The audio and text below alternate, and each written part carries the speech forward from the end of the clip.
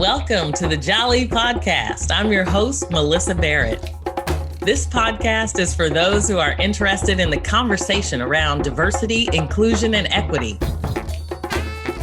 Each week, I'll be interviewing a guest who has something special to share or is actively part of building solutions in this space. Let's get started. So please join me for a fabulous conversation with Glenis Redmond. And before we get started, I just want to tell you a little bit about Glenis. Glenis Redmond travels nationally and internationally, reading and teaching and performing poetry. She's a Kennedy Center teaching artist and has had 2 poet in resident posts at the Peace Center for the Performing Arts in Greenville, South Carolina, and the State Theater in New Brunswick, New Jersey.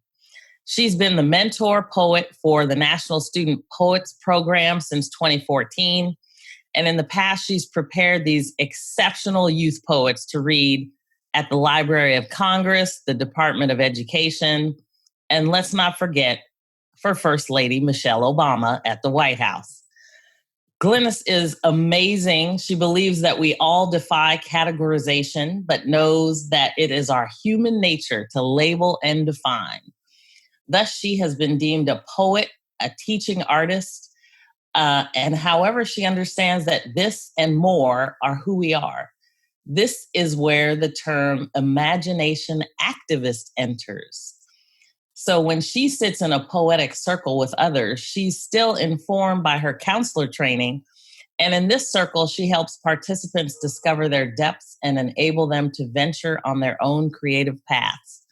She's most recently been awarded the highest award for the arts in the state of South Carolina, the Governor's Award.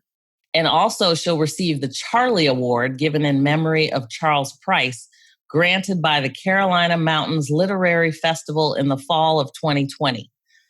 In 2014 through 2020, Glenis has served as the mentor poet for the National Students Poets Program. Her latest book, The Listening Skin, will be published by 4-Way Books in 2022. So be on alert for that. So welcome, Glenis. I'm so excited to talk to you. Thank you, Melyssa. It's so great to talk to you today. I mean, honestly, I could have gone on and on with your bio. You have so many things in your background that are so interesting. I'm still trying to figure out what an imagination activist is. Well, it really stems from when I was 5 years old and I was a daydreamer and I used to look out the window, and I come from a very Southern loving mother who would say, if you don't have nothing to do, I'll find you something to do on a Saturday. She wanted us to do chores. Yes. And I was that daydreamer that was looking out the window. It looked like I was doing nothing, but my inner life was so rich. And that was the start of me being a poet. So when I walk into a room with people who want to write poetry or prose or find their inner artist or just be creative in that way, I come in and say, it is okay to do that. It is okay to spend time in the landscape of your imagination. Play is one of the biggest ways children learn. And then as adults, we forget that, we get so specialized in our field, become so professional, we forget to play. We forget to go outside of our boundaries and do something that's not, our number one thing in our wheelhouse, and that's my job, is to be a facilitator and be at the helm of the circle and say, hey, let's go. Let's see what happens. Really tapping into that creativity, which is kind of nice. Having my husband, I think I told you, was a professional storyteller. Yes. And, that sense of playfulness, performance kind of, just proliferated. Since I have a history of working in finance, sometimes numbers. You don't always tap into that side of your brain. So Right. I can appreciate that for sure. But most of us are left and right brain, and we just go towards our strengths, and of course I'm not a numbers person, but I have to, as a poet and teaching artist, I have to have to remind myself of the business side, as well. So it's really good to be ambidextrous. You're not Yeah. either or. We're both. Yeah, no doubt. So you did talk a little bit about your mom and your upbringing. Yes. So can you talk a little bit about how you got to where you are today? Because you have such an interesting journey. Well, try to put it in a capsule. I am a military kid, Air Force brat, one of five. I'm the fourth. And we lived all over. Out of my siblings, I'm the only one born in South Carolina. My brother before me was born in Evreux, France, which was much to my chagrin, because people would say, to him, where are you born? And he would say Evreux, France. And then they would ask me, and I would say Sumter, South Carolina. And it just did not have the same ring, as a poet, it would have been, why couldn't we have switched places? But it was much later when we moved back to the South from Aviano, Italy to New Jersey to my parents' home to South Carolina when I was 12. And it was culture shock. I was not ready for what seemed like the civil rights movement hadn't happened, in the outer parts of Greenville. We lived in Piedmont, and I had to deal with a race in a very different way than I did when we were on bases. And I think that started to form me as a poet.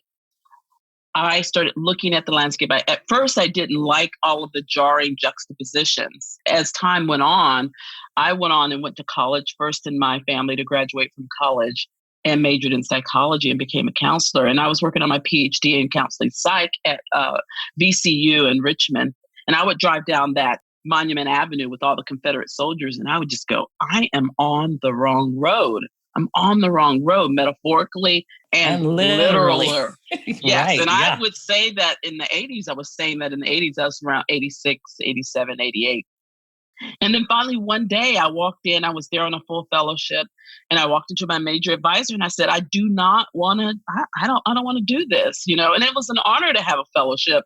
But at the same time, he said, well, what do you want to do? And in a small, still voice, I said, poetry. And it was almost as if I had hit him in the center of his chest.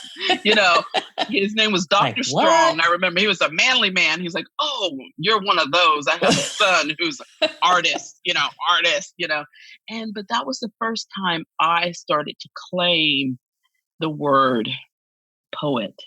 And I didn't know how I was going to get there. And it took many years to unfurl. I went on and took a job because I was married at the time, was expecting twins, went on and took a position as we moved back to South Carolina from Richmond to be close to family with these multiples. And I took a job as a clinical 2 counselor for the state of South Carolina. But it was then where my health started to fail. I was diagnosed with fibromyalgia, and that's a host of things, chronic illness. And back then people didn't understand the what it was. And Sure, yeah. So what happened to me during that year, I took a year off and tried to regain my health and clarity. And I was listening to, and I didn't know what I was going to do with my life. I was in complete, utter pain. I was having a dark night of the soul. And I, asked the universe, asked God, I said, what is it what should I be doing? And I remember turning on the television, and there was a poet who was speaking on PBS, Bill Moyer's Language of Life. And it was Lucille Clifton. And I won't do the whole poem, but at the end, she says, won't you come celebrate with me that every day something has tried to kill me and has failed? And I looked up and I sat up off the couch and I said, that's it. I am going to do poetry no matter what it takes. So that started my role and my path as a teaching artist and a poet. I found a lovely book called The Artist's Way by Julia Cameron. It was my Bible. Love that book. Love it. love. And so there was just a confluence of things that the universe was kind of conspiring for me to get on this road as poet. Yes, you're useful as a counselor. Yes, you're good at this job, but it's depleting you. So obviously this is not the right track. And so what I did was take all the skills and tools that I had as a counselor, married them with my my skills as a poet and a teacher. And now you have teaching artist poet 28 years later. Well, and that's so fun because I think a lot of times we get on a path and we think we have to stay on the path for the rest of our Yes. life. Yes. And so being able to pivot and understand that you change as a person and you have a different passion, but being able to recognize it and actually do it takes a lot of courage.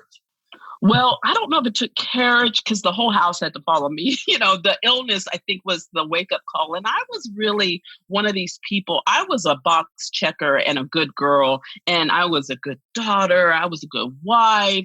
I was a good sister. I was doing everything for everybody else, good mother, just everything for everyone else but myself. So I had never asked the question, what is it that I really want to do? I got into psychology to try to, understand family dynamics and all that kind of stuff. And you realize at some point, I realized that I can't fix anybody and change anybody but myself. So I started within.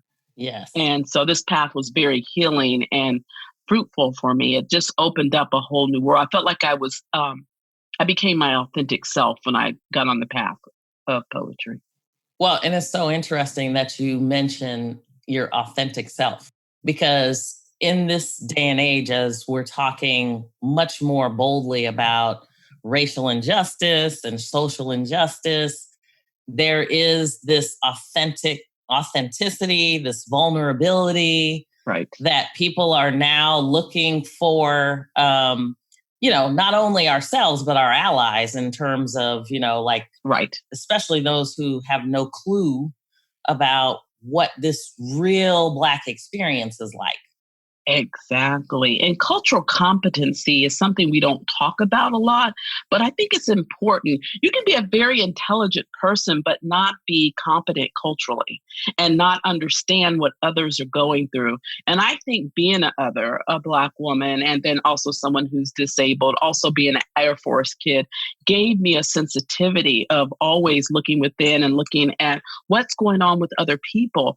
And so I think we're living in an exciting, but also a scary time. There's a lot of volatility to this because some people feel threatened when you start speaking your truth and wanting equity. And it shouldn't be threatening because you're not taking anything away from any other group. What you're trying to do is give gains to those who are in the margins, those who have been oppressed. Yeah, no, that's for sure. And so when we talk about diversity and inclusion, I mean, it strikes me being an imagination activist along with a poet, a healer. I mean, your background in psychology, there's so many challenges that come up when it comes to just, being able to manage through, especially in a corporate environment where everything is kind of cut and dry. You have to Right. cut off your Right. emotions Yes. in a lot of cases. Do you think there's challenges that we come up against that, we should better understand in order to make a change in this area? It's such a tricky situation, especially in the work world or dealing with any of these institutions, because I think racism and those sorts of issues are systemic and structural. And so a lot of times you get tied around the personal interactions. And so it's hard to kind of navigate those landmines. And of course, you always want to show up and be your authentic self wherever you are. But many times as a woman of color, a Black woman, I'm in a space, you're not always safe. So you want to make sure you're safe and you speak to the level. You always want to be authentic, but there are degrees of that as well, because you're trying to make a livelihood. And I'm not saying you sell out, but you also have this kind of push-pull kind of thing that you have to do. Now, as an artist and a poet, I think I have a little bit more leeway with that because that's my job. My job is not to make anyone feel comfortable.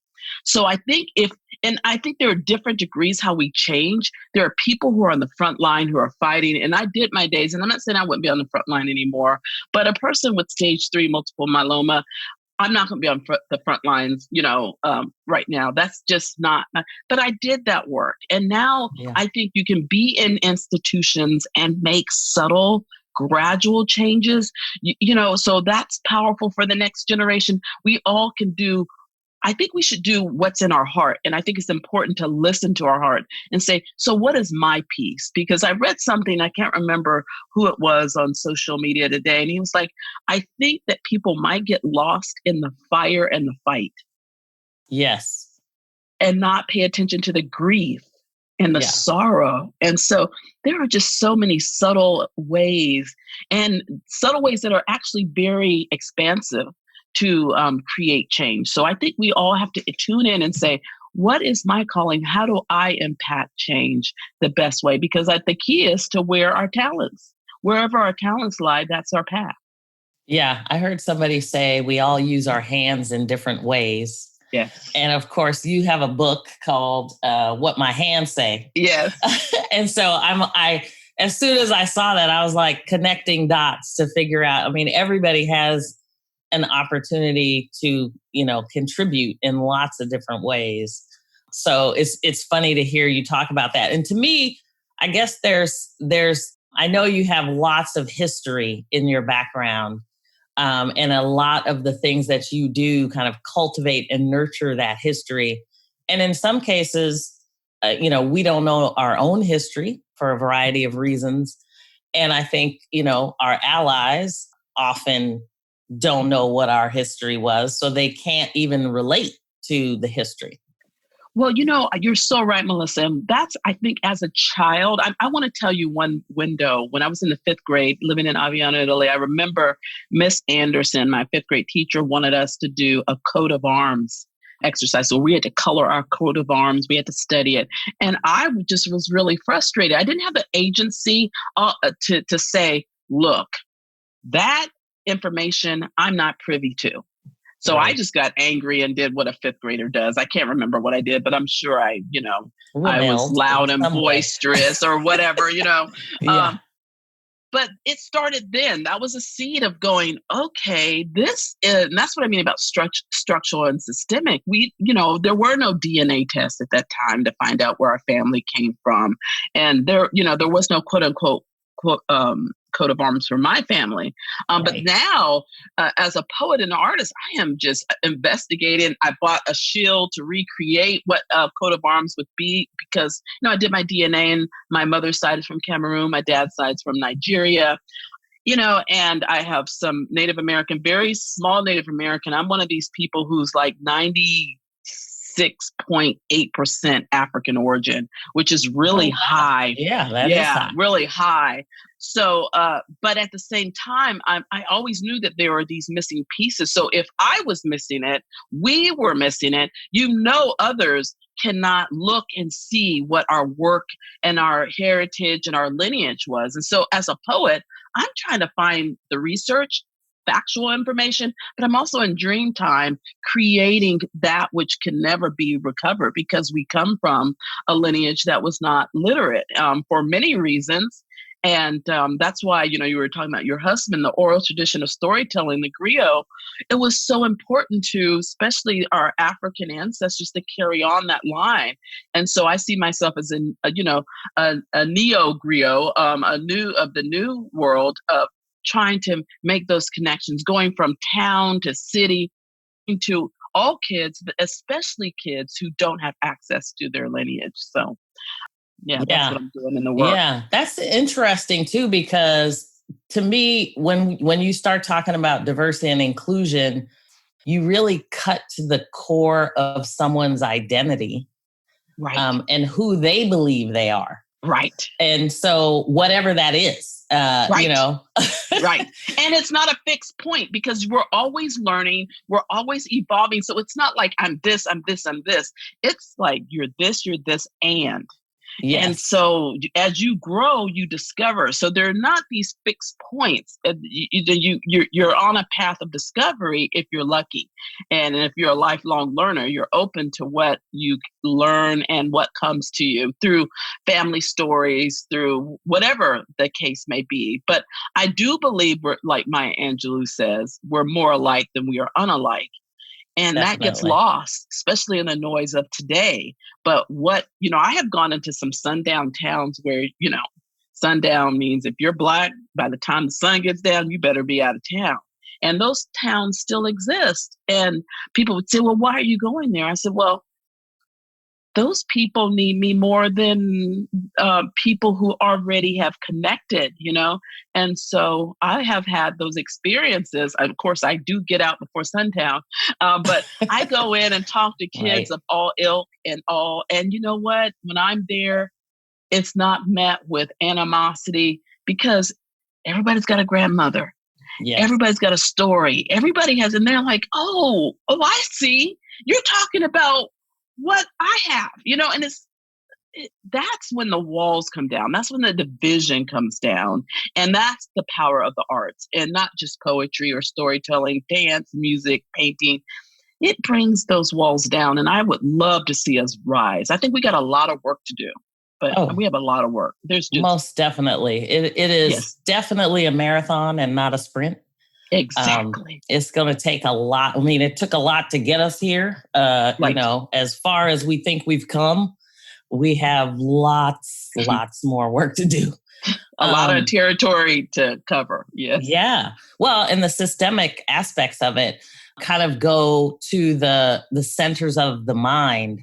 And so I think a lot of times we don't necessarily, in some cases, have levels of confidence or esteem, or our own mindset may limit what we think we have the ability to do. If I walk into a corporation and I go, I want to be the CEO of this company. I mean, I think I had that because my father, he was born with 7 sisters, and he watched his sisters work hard, but they didn't have training. So they would get married, right? Then they'd get divorced, and they wouldn't they had never worked. They had, lack of skills. And so he ended up with 2 girls, and he wanted to make sure that we knew we could do whatever we wanted. And whether, and he would compare me to the president. What'd you do today? Let's see what the president did today. That's so powerful. That's a high bar. Yes, but that's wonderful that you had that father figure to guide you in that way, because I think, a lot of times what happens is this learned helplessness, especially in our culture, where even if we're not physically told, we can, verbally told we can't do something, we learn it, by looking at the examples before us. And if we've never seen it before, we don't know it's available to us. So your father was saying everything's available to you. Yeah. You can do it. You got to get the skills and tools, but you can do it. And that, I think, is so empowering, and I think our young people are empowered because they have more opportunity and role models. They see someone like you and they go, oh, yes. And, it's inevitable. We just didn't have that. We had the exceptional few, but we didn't have the landscape that we have now. And we just have to keep getting past instead of having the first this, the first black this, the first we're still in the era of the first because we just haven't made the progress that, we need to. Yeah, that is so true. Let's pause for a moment. We'll be right back.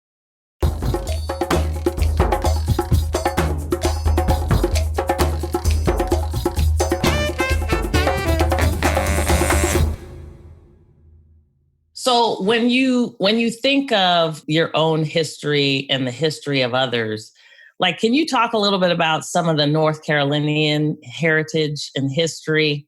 Because I think there's just so much there that people don't know. Okay. So I am actually what I call bi-Carolinian. I was born in South Carolina and my family's from South Carolina, but I left and I got my poetic wings in North Carolina later in life. So South Carolina, even though I had this kind of love-hate relationship, as I grew, I realized all the answers lead back to South Carolina. My family did not come through Ellis Island. My family and most African Americans, especially in this area, came through Charleston, South Carolina. Yes. So that's our point of entry. So every time I go down, so I'm in Greenville, which is upstate. When I go down 3.5 hours south to Charleston, I am filled with a certain energy and connection that I don't get anywhere else on the planet. People say, well, where do you want to go? Of course, I love islands and I love to travel. I love exotic locations. But Charleston is the place, the mouth of Charleston, the port, speaks to me louder than anywhere else. So it's that kind of communication is important to me as a poet. And then also it gives me a certain grounding. What people talk about the middle passage a lot, but they don't talk about the second middle passage. And the second the first middle passage is, of course, is from, across the seas to wherever they took our enslaved ancestors. The second middle passage is where you were bought from the auction block and where did you go from there? And so my family didn't move far, but they moved 3.5 hours, 4 hours north to Greenville, South Carolina. And some did go to North Carolina, some went to Asheville. So I don't know much about that trek.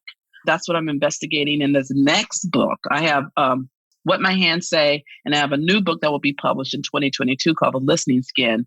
But the fifth book will be called Port Cities, and it will be talking about the power of what happens at port cities, because you can't have an incident of mass people being brought in, stripped of their culture, without it shaping the rest of everything. And so if you come to South Carolina, it's what you think is Southern a lot of times is African. Yes. And so, the food, is very, very ties, the basket weaving, the music, the gospel music. So at my core, there is a very West African connection through South Carolina. And that's why I think South Carolina, I think everyone should visit, because it tells the story once we have left Africa. And even though we don't have all of the information there, there's a lot of it. There's a lot of it there. And there's so many people who are trying to preserve the heritage, but it kind of got erased in ways, especially when it comes to education. I was, anytime I was in a school, I was still looking around like, well, how does this relate to me? Where's my history? So I'm sure that's why I cling to being a South Carolinian, and I call myself an Afro-Carolinian, because we're missing that part of, let's talk about what we added to this land. And that's why I refuse to let the Confederate flag and these people who say, go back to Africa. This country, this state is just as much my state as it is. There may be a little bit more because of what my ancestors contribute to building. And we're finding that not just in the South, we're finding that with the Ivy League colleges that were built on the backs, the White House, everything that was built on the backs of Black and brown people. So, but South Carolina is very near and dear to my heart. People talk about jazz and blues, and I have a friend who's like, oh, New York, that's the epicenter. I said, actually, if you trace those people, many of them have ties. Most of them have ties to the South. Yes, for sure. So What My Hands Say, I'm talking about people like Dizzy Gillespie. He came from Cheraw, South Carolina. He's Black and Native American. I'm talking about Peg Leg Bates, a certain era. He was a one-leg tap dancer. He taught my parents, and he's amazing. People all over the country knew him, but he came from Fountain Inn, South Carolina. So I believe a lot of the roads lead back to South Carolina. Oh, wow. Yeah. And I did say North Carolina. The reason I was thinking South Carolina, my husband's family came through South Carolina as well, as he investigated his own DNA. Okay. And so there are lots of roots that kind of come through there. And in some cases, obviously, our ancestors paid with in so many different ways. So it's so interesting especially for people that don't know some of the history, to understand how all these systems were created to eliminate, restrict specific people from, wealth and thriving. Yeah, because, if the premise of African Americans were not smart, then why would you have to have Black codes to keep them from reading and writing? Because if they're not intelligent beings, if they're subhumans, if our ancestors were subhuman, then you wouldn't have to have those laws. So there is it's insidious, because these Black codes were, 35 to 40 lashes on your bare back if you're caught reading. If you're a white person and you're teaching a Black person to read, there were penalties, it's the same penalties, or a financial penalty. So, there lies the rub, to keep people from gaining an expansiveness and a foothold in America. But, still, we're just such a resourceful people that we found our ways, Yeah. and we owe a debt. We owe a debt to those who came before us. Absolutely. So then in terms of, I know you're such a teacher that I want to go back to education and kind of your view on, because I think part of what I'm hearing today, especially when it comes to diversity and inclusion, is just trying to educate people and create a safe space. And yes, you seem to create that safe space either when you're doing your poetry or when you're sitting in a poetry circle. What do those things, mean when it comes to, educating people in terms of how they create their authenticity? Because I think you clearly are pulling on people to go deeper into themselves. Well, there's a line in my poem. I said, I feel like my own Harriet Tubman, I'm leading them on the Underground Railroad saying, come on, this way, Right. And you can get your freedom papers too. Like I got my freedom papers in the 90s of, becoming my authentic self. And here's the thing, I'm not asking people to become poets and writers professionally. But of course, there are some that show up and that's the path that they're going to lead. I'm really just, my job is to be a facilitator. And one of the things I do in my workshops, yes, I give lectures on craft of poetry, but the big thing I do is prompting and giving questions. And the root word in questions is quest. So a question is meant to take you on a quest to your inner landscape and go down deep and delve, find whatever that is and bring it back up and write it down. And so it's not a simple process. And people, they find some conflicting things there, but it's better to find it than to leave it buried because things come out sideways if we don't address them, head on. Yeah. Head on. Yes. And so that's my goal. And it is a safe space. I love circles. So we don't sit in rows. I'm not the head because the knowledge and I believe, and I teach everyone, Black, white, brown, all people of every elk and creed and belief and race and orientation. And what I have this thing when we're in the room, I envision that they have all their ancestors behind them as well. Mm-hmm. And we welcome the ones who are on the right side of, good and change. And we welcome them and they're in there. And it's just it's an energetic moment. It's charged. And it's charged for the good and it's charged for the betterment of humanity. And then I just tell them, I say, write your way out, write your way out. Let's generate, let's create. And there, I call it more, I call it as sacred as church. It's one of the most sacred places I find is that where we're meeting our truest selves. I believe that that's what the universe, that's what God, that's what the ancestors are getting us to do. And everybody does it in their own form. But, I'm a poet. Right. That's what I do. Yeah. And I come from a family of preachers, and so I'm the poet, but I do feel like the poet's job is a very sacred job and I take it seriously. I don't think it's me. I think that I'm a vessel and I think we need more arts and I think people need to lead their truest selves. Yeah, that's impactful. That's amazing. I have to ask you though, what was it like to be working with somebody who ended up in front of Michelle Obama? Well, I'm going to tell you what. I was a little frustrated because I had been working, and we were taking them in to see Michelle Obama. And we got whittled down from 30,000 students to 5 students all across the country.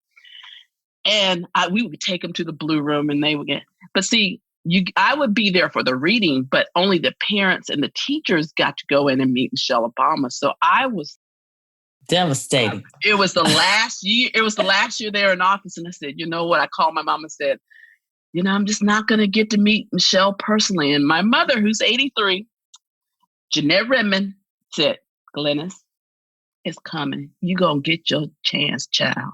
And I said, yeah, Mom. Okay, right. And so, she tried to, and I get off the phone. I kid you not, Melyssa, 5 minutes later, she's like, well, we have a student whose parents and teachers cannot be there. And we want to know if you could you fill in and meet Michelle Obama? And so I had to escort the student in, and, you're announced and, you take a picture. So the student first took a picture, and then I was all composed and everything. And I'm like just wigging out. I'm going to meet Michelle Obama. And so in my turn, and I go to put my hand out, and she just opens her arms for a hug. And I'm 5'2" and she's 6'20". And I come in and I hug her, and I just have the cheesiest grin. I'm not composed at all. And then they snap the picture. Of course. But of course. But the students who, I was so jazzed for them, because those opportunities weren't around for me and us. And, I take it seriously. And I said, you know what, you get to start at the pinnacle, Yeah. Right. It's so powerful. Where do you go from there? yeah. Well, you go and do the work, so it's wonderful to meet, people who are, I would even call her a celebrity, because I felt like the work that she did as First Lady and before that sets an example. And she was so down to earth and really, like you see, she's exactly what you hear her doing. She talked to them. There was part mother, part teacher, part counselor. She just was so wonderful. And it was and my mother was right. My mother just got it right, and I'm just pleased, and I'm pleased for the students. And it's sad that we don't have that with the administration now. But they get to go to the Library of Congress. They get to go to the National Book Festival, the Dodge Poetry Festival. There's just so much work for these students to become not just great poets, but ambassadors of the work. Yeah, absolutely. Ambassadors of the work. We all stand in that lineage, right? Just like you're doing with your student that you have there, you pass the work on, because they learn skills and tools, and they give us skills and tools. And it's just really important to me as a teaching artist that I know that I spent 28 years on the road. I won't be doing this road life forever. So you got to pass it on, and you got to, or I say, I want to pass it on, and I want to, that's part of the work too. Yeah. Well, and I think even if you work in a corporation or a community in some way, at the end of the day, we're not going to live forever, right? So right. You want to pass that legacy on so that it can become better and bigger as well. Right. And I feel like I want to be the type of teacher I wanted. Because I had some good teachers, but I never had anybody who really saw me and saw my value and my potential and say, I did have a teacher, Mr. Candler, who said, I think when we first moved back to South Carolina, he said, a black girl, I came in, it was my freshman year, and I was sitting on the first row, and he said, a black girl sat there last semester. She was a straight A student. I believe you will be too. And boom. I just popped on honor roll, and he just lit something in me, because I was an athlete, I was an actress, I was all of these things, but dancer, but nobody had really claimed me as being intelligent. And that lit the fire. But so I try to it doesn't take much to mentor. It doesn't take much to say something positive or empower a student. Yeah. I'm astounded how little it takes. Yeah. But it's there, right? It's like, there. And once you open that little door, it's amazing how wide it can open. So that's awesome. Well, I just want to thank you so much. I could spend hours and days talking to you. So I'm looking forward to a trip to the Carolinas. Yes, to hang out with Glenis. Yes, you have to come, and then we'll have to plan a trip to Charleston and go eat some good food, low country food, and then continue the conversation from Definitely. there. Definitely. You, as soon as we can go out, I'll be there. Okay, let's do it. Invitation is already extended. You just have to tell me. We just have to figure out the schedule. Okay, that's all we have to do. You can meet my mama. She'll embrace you, and awesome. You'll be immediate family. So it's been a pleasure to talk to you about my process, my journey, and my craft. And I find what you're doing here with this podcast invaluable, because this is a way that others can learn and see. And what we're talking about, cultural competency. Yes. Picking up books, listening to others, deep listening. Yeah. This is how we go further. And, we all have much to learn. And, I don't feel like I'm a fixed person. I'm still learning, cultural competency as well. So definitely. We all are, right? I mean, it never stops. So it never stops. And it's so beautiful. And, my mother has this saying, and if you, in what my hands say, you'll hear a lot of colloquialism. And, my mother says, don't fly so high, because everybody has to come down to earth to get a drink of water sometime. Right. And that is this woman, it's true. And all we have to do is see the humanity in each other while we're on earth. Yes. That's it. Yeah. That's the biggest connection, right? That's the connection. We're all a member of that connection. Right. For those of you that are interested in learning more and reading Glenis's book, What My Hands Say is already out. You can get a copy by Glenis Redmond, and the audio version is actually read by Glenis herself. So do yourself a favor. I have my copy already. Please order a copy and check it out. You won't regret it. Thank you. Well, thank you for all you're doing, all of the connections and touch points. I know you are at the height, but I feel like you have higher levels to go. So I'm working on it. I am sure we will continue to hear about all of the great things you're doing, in your community and around the world. So keep up your great work. And thank you so much for being here. My pleasure, Melyssa. Thank you. Thanks for joining me on the Jali podcast. Please subscribe so you won't miss an episode. See you next week.